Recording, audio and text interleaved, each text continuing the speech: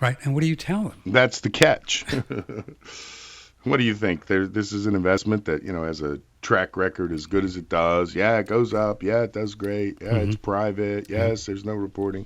Yes, it's exempt from confiscation. Yes, you can transfer it to your kids without hassles. But boy, the catch.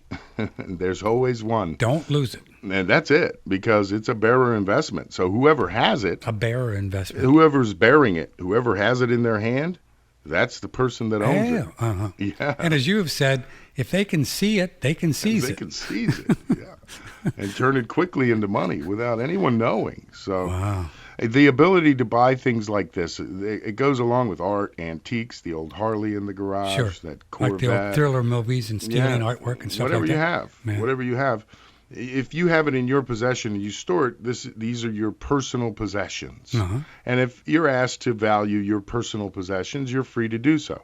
And you can value them at what you think they're worth. Your couch or your refrigerator, whatever. Right. Yeah. You can value them at, your sentimental value, whatever. But what if some government agency says, no, wait a minute.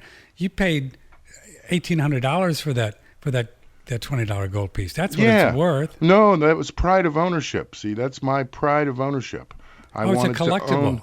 Well, Oh. maybe it is, but It's a Donald Trump hat or yeah, whatever. the $1,780 that I paid as a premium. Well, that's because I want to own this, and that's my pride of ownership. So don't tell me it's worth more than $20. It says right on here, $20. Has that ever been tested in the courts? Well, I don't have any case law that I can cite for you, Mm-hmm. but I witnessed the mint director monetize a $7.5 million $20 gold That's true. piece You did for with a $20 bill. Isn't that hilarious? Now, Now, that's pretty. If she would have said, "Here's the $7.5 million, it goes into the treasury," it's the guy that paid the $7.5 million for the last known $20 gold piece. Mm-hmm.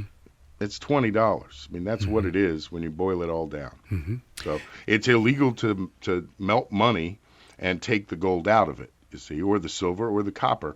If you recall all those people that were melting the copper pennies when they were worth a nickel, Congress wisely passed a law that says you can't do that. So they've just negated all of the gold value in my $20 gold piece. What's left? I can't melt it and make gold out of it. What can I do with it? Well, you can deposit it in the bank as $20. That's what you can do with it. Or you can exchange it for a $20 bill. And that's what makes that phrase of the Constitution still, they claim to be following the Constitution, right? No state shall make anything but gold and silver coin a tender in payment of debt. How do they do that? Well, they do that with the legal fiction that there is no difference between a silver dollar and a paper dollar, no difference at law between a $20 gold piece and a $20 bill. No difference. So that's why we can say that we follow the Constitution as it relates to money.